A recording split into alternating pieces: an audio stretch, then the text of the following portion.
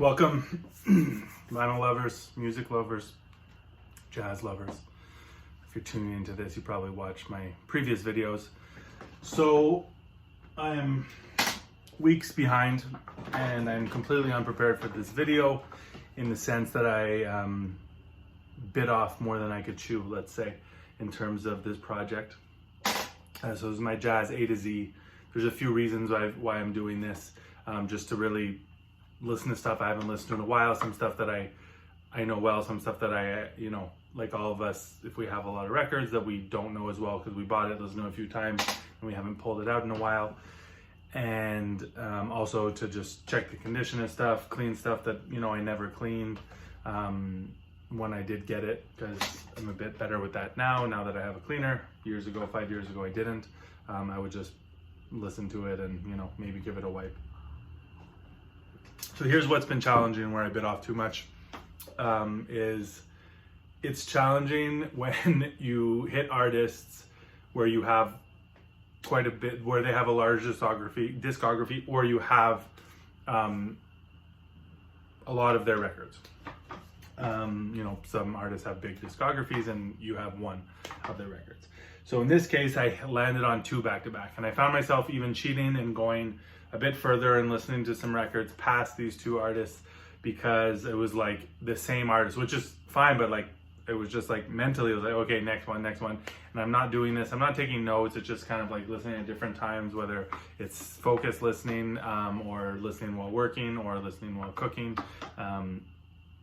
So the reason why this is, I'm not prepared is because I haven't even listened to all of these, but at this point I need to put some records back. I will listen to the ones that I haven't listened to, but it's been 3 weeks and I don't even remember. For me, my memory, the way it works is I have it fresh and I'm able, but as time goes by, I'm not really able to talk about speak in depth about a song and specific things, which makes it hard. So here we go. I'm just going to go through the records, share what I remember. It's almost like more of a show and tell. But this is a big stack of records and it's only 2 artists. So we have Barron and Gary Bartz, 2 artists that I love, 2 of my favorites. Bartz, there's a few artists where it's like if I was forced to keep one discography from my shelves, Bartz would definitely be in the conversation. I absolutely love his music, and I could listen to the records over and over again. Here we go. Barron, pianist, I believe he's from Philadelphia. I did do a video about one of his records, solely a focus video, breaking down each track. But this is his first one, the Jimmy Owens, Barron Quintet. You had better listen. This is on Atlantic, late 60s. And honestly, just a really nice modal jazz record. Not gonna blow you away, but solid, really enjoyable, and not expensive. I remember when I got this, which was 2 summers ago now, I saw a bunch of copies in Detroit when I was there. So Jimmy Owens, Barron, Benny Maupin is playing on here, Christopher White on bass, who I don't know, and Freddie Waits on drums. So I'm not saying run out and get this, it's a must have, but solid cheap heat, let's call it. Moving on, so to his first record as a solo artist, this was, dual bill, him and Jimmy Owens. This is the one I did a video on. Cheers, by the way. Sunset to Dawn. This is probably my favorite of his on Muse. This is a promo copy. Check out my video that I did on this specific record. So I will say something about, there's 3 records on Muse here. Sunset to Dawn, well no, sorry, there's more than 3 on Muse, but the 3 main ones here, Peruvian Blue, Sunset to Dawn, and then Lucifer. I love these records, I do, but there's something so the thing that I find similar with all these is that 3 of them are all over the place. I would prefer 3 focused albums over 3 records that have complete, like the songs from one song to the next can completely change. There's no flow, there's no, this one maybe like Sunset to Dawn, where it's like taking you on a bit of a journey through different moods, but like you're talking about, you know, solo acoustic piano, funky fusion jams, like killer Rhodes, electric keys, you know, and just there's no two tracks alike really, which is great. They're all and there's beautiful, like I said, duets or duos, you know, and solo, and it just, but it's so, they're so different, the tracks. So I would have preferred, you know, a nice kind of like maybe more acoustic jazz record, maybe, you know, a really funky fusiony one, and then maybe like a more like spiritual deep one, like that to me. And you could probably do that from these three records, create three different records that are more focused. So not to take away from the music here, because it's all great, but it's not that cohesive to me. That being said, you should check out all of these records and don't hesitate to buy them if you see them. This is the one that I didn't know as well, and I was really, you know, some of the tracks are just nasty on here, and some are, like I said, beautiful acoustic piano joints. So Sunset to Dawn, these are all like early to mid 70s on Muse. Let me just list through some of the different people you have on here. Freddie Waits still, Warren Smith, Bob Cranshaw, Richard Landrum, who I'm not too familiar with, Ted Dunbar, so this one you get some guitar in there, David Williams, Richard Landrum, Sonny Morgan, Albert Keith. On this one, Carlos Alomar, Bill Barron, Billy Hart, James Spalding, Charles Sullivan, and Chris White on Lucifer. This one I know I got in Quebec City on a little digging trip I did with a couple friends. This one I bought on Discogs, and this one I found locally at a used bookshop. Shout out to L'Échange, Librairie L'Échange, a couple years ago. This to me is the gem, the unknown gem in Kenny Barron's catalog. This is Kenny Barron, Innocence. I'd never heard anyone talk about this record, never seen it posted. I walked into a record store, there it is, it's $10, and I was like, this is my favorite Kenny Barron record. Most people will disagree with me. They'll probably have Sunset to Dawn, but this is the sweet spot for me, and it's the most cohesive of his albums, I would say. Beautiful electric keys, funky, just a great record, and the cheapest one you're gonna get. So it works out for me. It works out for you. For those of you that don't have any Kenny Barron records, you can go on Discogs and you can find this one. If you like electric keys, get this record. I know there were a few copies. I know a couple people have already grabbed some because I posted it on my stories. They told me. Jimmy, he's back with Jimmy Owens here. Brian Brake on drums, so I don't know. Billy Hart on percussion, electric bass, Gary King. You do have Sonny Fortune on here, and Buster Williams and Ben Riley. There's two different lineups. Kenny Barron, Innocence. This is on a label I've never heard of, never seen another record on. Wolf. This is from, I think, 78, if I'm just going by memory, around that period, a bit later. Next up, my last Kenny Barron record, Kenny Barron Lotus. Golden Lotus. This has John Stubblefield, Steve Nelson, Buster Williams, and Ben Riley. Great lineup, especially for this period. I like a lot of the Stubblefield late 70s, early 80s, as well as Buster Williams. This one is from later though, it's from 82. This is a more mellow affair, more of like a straight ahead jazz record. This one I would say is more cohesive than his previous Muse joints, but it's not as interesting to me.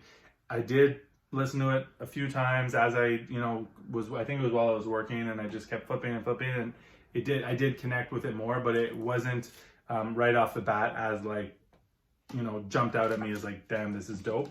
But these guys at this point are masters of their craft, and they know what they're doing, and they know how to play together. But the one thing Stubblefield's tone on the sax for some reason is, I don't love it on here. Stubblefield, get Prelude. That's the one to get, and it's cheap. Okay, next up, Gary Bartz, and I gotta get moving because we got some food on the go. Okay. Gary Bartz from Baltimore. I found out by reading the liner notes. I didn't know that. I'm gonna rip through these. Gary Bartz Quintet, Libra, also with Jimmy Owens, funny enough, around the same time as that Kenny Barron record. 68, I think it might be the same year. So Jimmy Owens was playing with Gary Bartz and with Kenny Barron. Courtesy of Atlantic Records, as we just learned, because he was on Atlantic. Albert Daly, Richard Davis, and Billy Higgins. This is on Milestone. Bartz started on Milestone. And I dig this record. It's good, but it's not my favorite in the sense that, not to take anything away from it, but he developed as the years went by, and he went through different styles. As we know, I would say there's like this period, which is like he's still playing jazz, you know, not straight ahead, but there's a bit of straight ahead, a bit of modal, Eastern blues. The track here, Bartz. What's interesting is first album, he's writing all the tracks here. Except for one, well, there's one traditional, Deep River, and a Charlie Parker tune, Bloom Dido. So yeah, this is solid jazz record, but not as interesting to me as what comes next. And this is one, admittedly, that I have had on my shelves for a few years, and I didn't remember it, and I was taken aback because it blew me away. This is now one of my favorite, you know, if I would be happy if this is the only Bartz record. It's not, you know, he continues to develop, but this is a live record. I'm not a huge fan of live recordings. I love live music, but doesn't always translate on record, you know, depends on the sound quality of the recording, but this is amazing. Gary Bartz, NTU Troupe, recorded an actual performance at a Left Bank Jazz Society concert in Baltimore, Maryland. I would assume that this is why it's called home, because he's going back to Baltimore. I'm assuming he lives in New York, but I'm not sure. Woody Shaw, Albert Daly on piano, Bob Cunningham on bass, and Rashid Ali on drums. All tracks, once again, written by Gary Bartz, except for It Don't Mean a Thing, the Duke Ellington track, If It Ain't Got That Swing. And that song, all of it's incredible, but that song just, you know, I wasn't expecting the Ellington track to really knock me back like that, give me goosebumps from my toes all the way up to the top of my head. Also, what's interesting here, it's noted, and you hear it if you're listening, is Gary Bartz plays steel drums on 2 of the tracks. On 3, yeah, he plays steel drums. So when there's, I think it's a piano solo going on, you can hear Gary just, you know, going gently on those steel drums. Okay, this, Another Earth, amazing record. Starting to explore a bit more. He hasn't found what he got into in the 70s. Still jazz, doesn't have the vocals yet, and the kind of African, Afrocentric, really African influence in the themes and everything. But this is,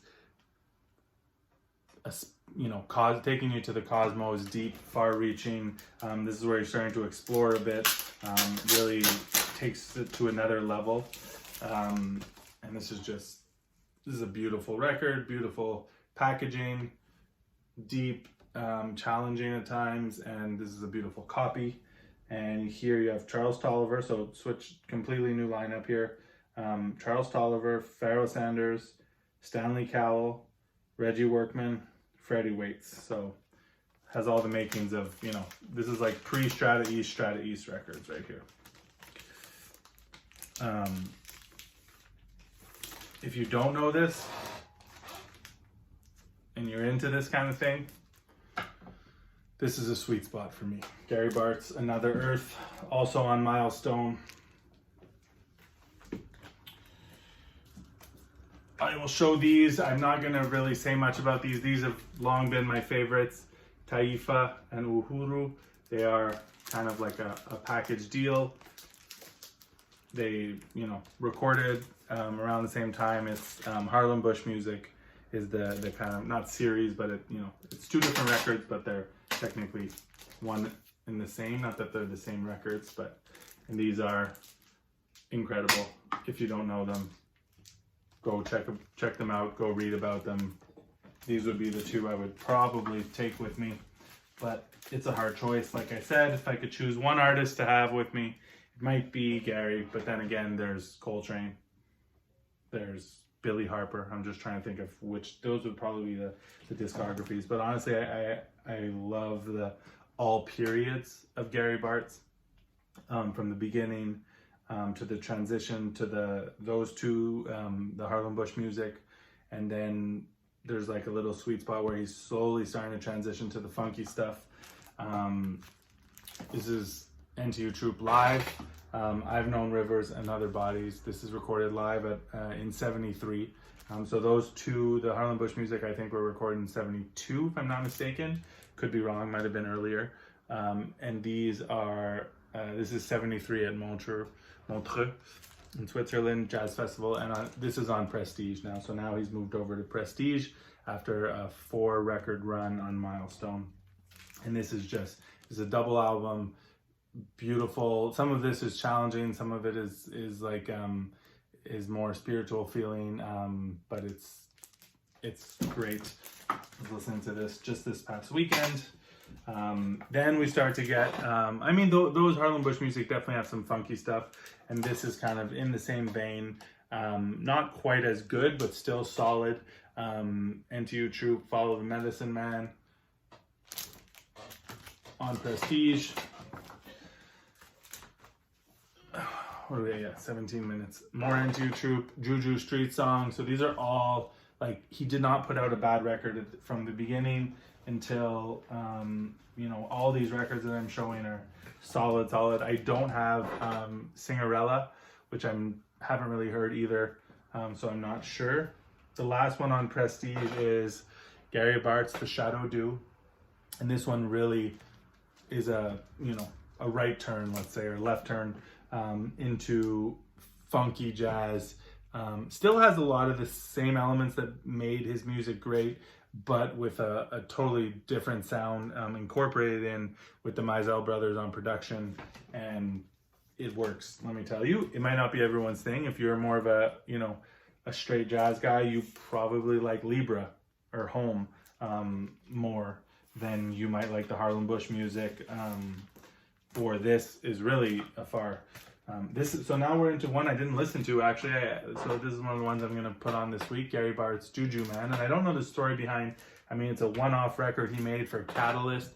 And I remember this being good, not in the funky, not in the funky like Mizell Brothers way. More of like a deep record, but still with some, I'm trying to, Juju Man, My Funny Valentine, Chelsea Bridge. Yeah, I gotta listen to this. Sarita's on vocal here on My Funny Valentine. Howard King on drums. Don't have many. I think I only have 2 records on Catalyst.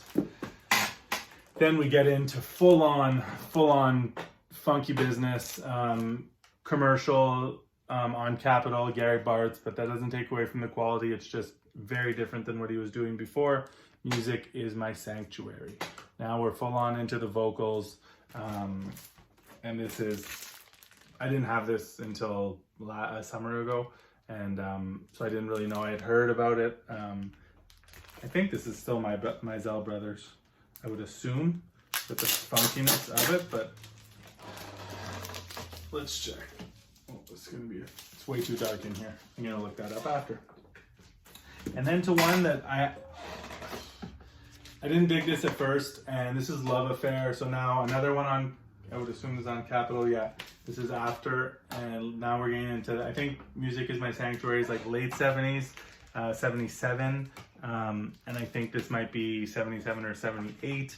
And now we're getting into some like commercial smooth sounds, and it took me a while to come around to this. I was like, oh, I don't need this, you know, it's a cheap record, but I don't need it, but I have it. So I was like, do I want to keep it? And I ended up keeping it because, you know, it's just different. It's not anything like those other records, but it's still beautiful and I could still dig it. And he does, yeah, I was gonna say he does giant steps on here. Yeah. So this one and Juju Man I have not listened to in a while, so I'm going to keep those out. The rest are going back on the shelf after, I think, 3 weeks of going through these records. Next up, we hit some like artists that I have 1 or 2 of, so should be a bit easier. I should have really have done a video for Kenny Barron and a video for Bartz, but that's just how I do it. I was jumping back and forth. Not the best way, but if you're still watching at this point, I'm sure you don't care because you've chosen to keep watching. What else? Anything to say? Not much. Stores are reopening here tomorrow, so maybe I'll go to a record store, but I haven't been to a record store in over a month, since before Christmas. Nice little break. I hope everyone's doing well, and I'll be back with the next installment in a week or 2. Peace.